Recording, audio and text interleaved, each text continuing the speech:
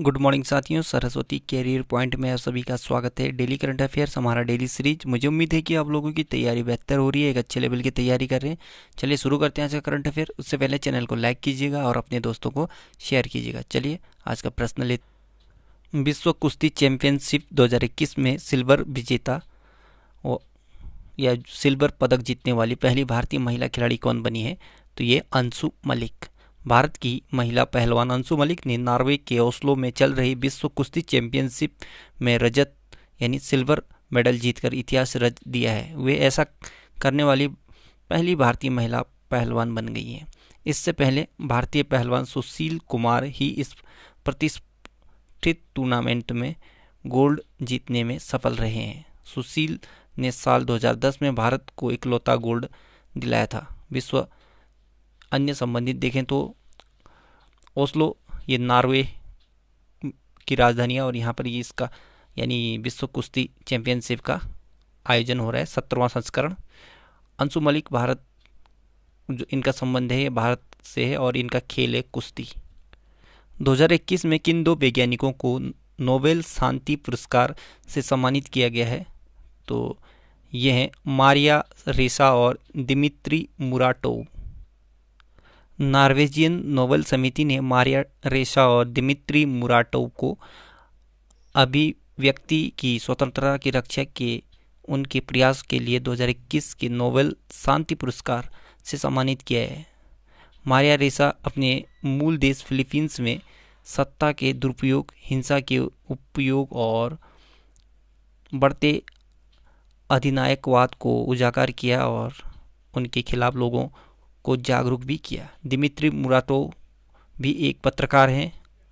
इन्होंने दशकों से रूस में तेजी से चुनौतीपूर्ण परिस्थिति में भाषण की स्वतंत्रता का बचाव किया है और इन्होंने लगातार पत्रकारों के अधिकारों का बचाव किया है।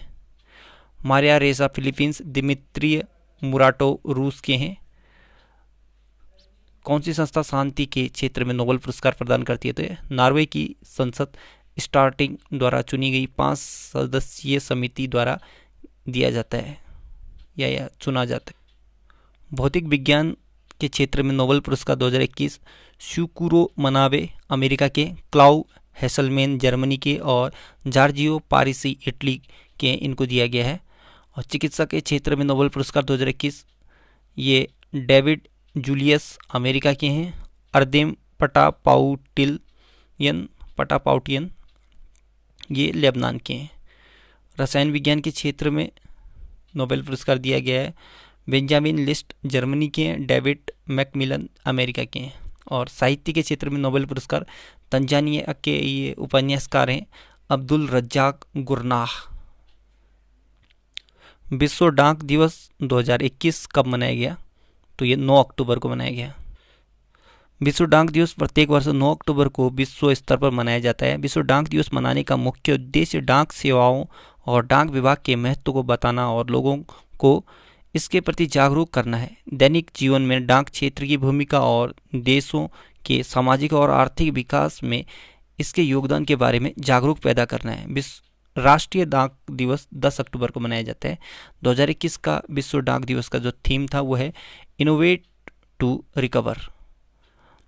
टॉप 5 दिवस देखें तो 4 अक्टूबर को विश्व पशु दिवस मनाया जाता है, 5 अक्टूबर को विश्व शिक्षक दिवस और 4 अक्टूबर का जो 4 अक्टूबर का दिन है इसे विश्व पर्यावरण दिवस भी मनाते हैं इस दिन को। 5 अक्टूबर को गंगा नदी डॉल्फिन दिवस भी मनाया जाता है। 7 अक्टूबर को विश्व कपास दिवस मनाया जाता है। किस संस्थान ने भारत के लिए 2021 state of the education report को लॉन्च किया है? तो ये यूनेस्को ने किया है। विश्व शिक्षा दिवस 5 अक्टूबर के अवसर पर यूनेस्को ने भारत के लिए अपनी 2021 state of the education report no teacher no class launch की। यह प्रकाशन यूनेस्को नई दिल्ली की वार्षिक रिपोर्ट और यह व्यापक शोध पर आधारित है। यूनेस्को का फुल फॉर्म होता है United Nations Educational Scientific and Cultural Organization. Hindi में संयुक्त राष्ट्र शैक्षिक वैज्ञानिक एवं सांस्कृतिक संगठन। 16 नवंबर 1945 को स्थापना हुआ था। पेरिस फ्रांस में मुख्यालय है। आंद्रे अजोले इसके अध्यक्ष हैं, यानी यूनेस्को के अध्यक्ष आंद्रे अजोले। द ड्रोन मेला 2021 का आयोजन किस राज्य में हुआ है? तो ये उत्तराखंड में। केंद्रीय नागरिक उड्डयन मंत्री श्री ज्योतिरादित्य सिंधिया और नागरिक उड्डयन राज्य मंत्री डॉक्टर वीके सिंह ने देहरादून उत्तराखंड में दून ड्रोन मेला 2021 शुभारंभ किया। इस कार्यक्रम के दौरान एयर स्पोर्ट्स और ड्रोन सेवाओं की प्रदर्शनी लगाई गई। साथ ही इमरजेंसी में ड्रोन की मदद से राहत कार्य को अंजाम देने के बारे में भी बताया गया। उत्तराखंड 9 नवंबर 2000 को स्थापना हुआ था। राजधानी देहरादून में है। अस्थाई और ग्रीष्मकालीन राजधानी गैरसैंण में बनाया गया हाल ही में। मुख्यमंत्री हैं वर्तमान में पुष्कर सिंह धामी। गुरमीत सिंह राज्यपाल हैं वर्तमान में, और राघवेंद्र सिंह चौहान मुख्य न्यायाधीश हैं उत्तराखंड के। 2 पड़ोसी राज्य हैं, हिमाचल प्रदेश और उत्तर प्रदेश। हरियाणा से थोड़ा सा जल सीमा लगता है, ठीक है। 2 पड़ोसी देश तिब्बत, चीन और नेपाल। लोकसभा 5, राज्यसभा 3, विधानसभा के 71 सीटें, जिसमें से 17 निर्वाचित, 1 मनोनीत। उत्तराखंड की प्रमुख झीलें देखें तो नैनीताल, डोडीताल, भीमताल, सातताल, राकसताल, मालाताल, देवताल, खुरपाताल, झिलमिलताल, द्रोणसागर, गिरिताल, श्यामलाताल, रूपकुंड, सात तलैयाताल, नौकुचियाताल, गौरीकुंड, नंदीकुंड, खुरपाताल, ये सभी उत्तराखंड की प्रमुख झीलें हैं। जिम कॉर्बेट नेशनल पार्क ये उत्तराखंड में स्थित है, नैनीताल और पौड़ी जिले में। इसका नया नाम बदलकर रामगंगा राष्ट्रीय उद्यान कर दिया गया है, ठीक है। पहले इसे हेली नेशनल पार्क के नाम से भी जाना जाता था। इसकी स्थापना 1936 में हुई है, ठीक। नंदा देवी राष्ट्रीय उद्यान, गंगोत्री राष्ट्रीय उद्यान, फूलों की घाटी राष्ट्रीय उद्यान, राजाजी राष्ट्रीय उद्यान, गोविंद पशु विहार राष्ट्रीय उद्यान, सभी उत्तराखंड राज्य के नेशनल पार्क हैं। भारत का सबसे ऊंचा बांध टिहरी बांध, ये भागीरथी नदी पर है, यह भी उत्तराखंड राज्य में स्थित है।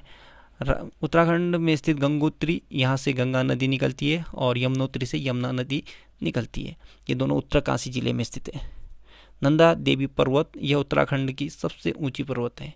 चिपको आंदोलन जो पेड़ को काटने से बचाने के लिए शुरू किया गया था, यह भी उत्तराखंड से ही शुरू हुआ था, जो रैणी गांव में 1974 से। गौरा देवी इसके प्रणेता थे। प्रतिदिन 15 लाख लोगों को टीका लगाने के लक्ष्य के साथ मिशन कवच कुंडल को किस राज्य की सरकार ने लॉन्च किया है? तो महाराष्ट्र की सरकार ने।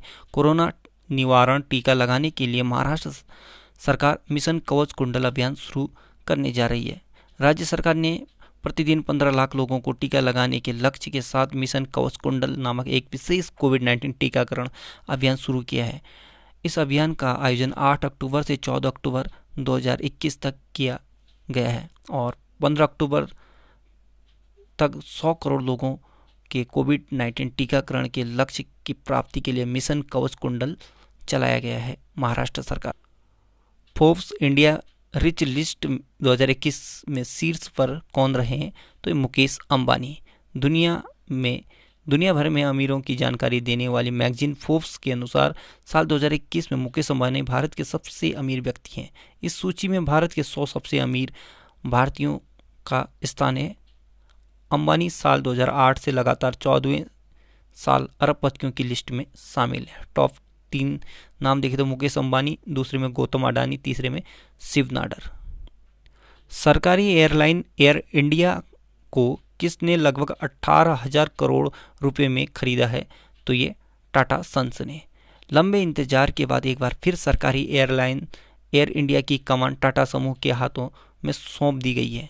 एयर इंडिया के लिए टाटा समूह ने करीब 18,000 करोड़ रुपए की बोली लगाई है। टाटा सन्स की टेलेस प्राइवेट लिमिटेड ने 18,000 करोड़ रुपए की बोली लगाकर बाजी मारी है। किस राज्य के गुरु घासीदास राष्ट्रीय उद्यान और तमोर पिंगला वन्यजीव अभ्यारण्य के संयुक्त क्षेत्र को टाइगर रिजर्व घोषित किया है? तो ये छत्तीसगढ़ के। राष्ट्रीय बाघ संरक्षण प्राधिकरण यानी NTCA ने छत्तीसगढ़ सरकार के गुरु घासीदास राष्ट्रीय उद्यान और तमोर पिंगला वन्यजीव अभ्यारण्य के संयुक्त क्षेत्र को टाइगर रिजर्व घोषित करने के प्रस्ताव को मंजूरी दे दी है। उदंती, सीता नदी, अचान कमार और इंद्रावती रिजर्व के बाद छत्तीसगढ़ में यह चौथा टाइगर रिजर्व होगा। छत्तीसगढ़ 1 नवंबर 2000 को 26वां राज्य बना था, और इसका राजधानी है नया रायपुर, और इसे अटल नगर के नाम से भी जाना जाता है। मुख्यमंत्री हैं भूपेश बघेल कांग्रेस पार्टी से। गवर्नर हैं अनुसुईया उइके। मुख्य न्यायाधीश हैं PR रामचंद्र मेनन। प्रशांत कुमार मिश्रा एक्टिंग मुख्य न्यायाधीश हैं वर्तमान में। राजकीय पशु जंगली भैंसा, राजकीय पक्षी हिल मैना, राजकीय वृक्ष साल है। 7 पड़ोसी राज्य हैं मध्य प्रदेश, उत्तर प्रदेश, झारखंड, उड़ीसा, महाराष्ट्र, तेलंगाना और आंध्र प्रदेश।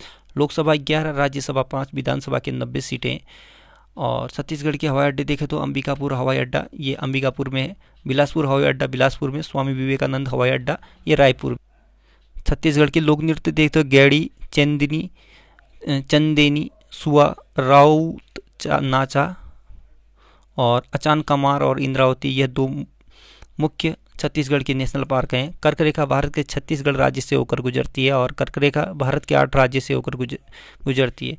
वो 8 राज्य हैं गुजरात, राजस्थान, मध्य प्रदेश, छत्तीसगढ़, झारखंड, पश्चिम बंगाल, त्रिपुरा और मिजोरम। विश्व प्रवासी पक्षी दिवस 2021 कब मनाया गया? तो ये 9 अक्टूबर को।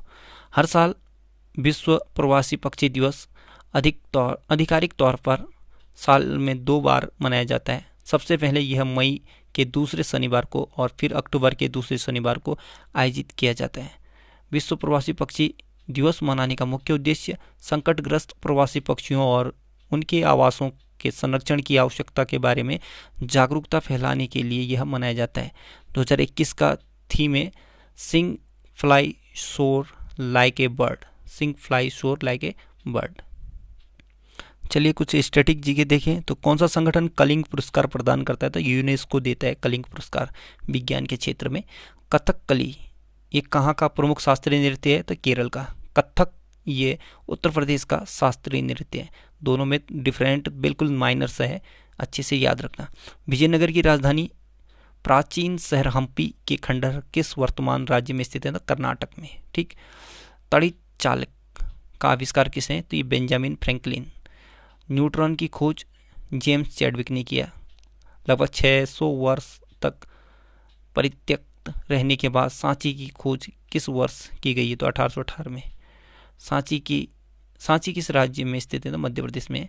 अफ्रीका के किस अश्वेत राष्ट्र को सर्वप्रथम स्वतंत्रता मिली? तो घाना को। घाना की राजधानी अक्रा है। मोहिनीअट्टम किस राज्य का शास्त्रीय नृत्य है? तो केरल का है। चलिए जाते जाते उत्तरवर्तीय पंवारकालीन यानी टिहरी शासन के अंतर्गत जो भी पंवार शासक बने थे उनके कार्यकाल देखें तो सबसे पहले सुदर्शन शाह 1815 से 59 तक इनका राज्य रहा। दूसरा बने भवानी शाह, ये 1559 से 71। तीसरा प्रताप शाह 1771 से 86। कीर्ति शाह 1786 से 1913। नरेंद्र शाह 1913 से 1946 और मानवेंद्र शाह 1946 से 1949 तक। यानी टिहरी या उत्तरवर्तीय पंवार कालीन राजाओं की संख्या कुल 6 थी। ठीक है, तो साथियों आज का करंट अफेयर यहीं पे समाप्त होता है। कल एक नई सीरीज के साथ फिर हाजिर होंगे। तब तक के लिए good luck, have a nice day, आपका दिन शुभ हो।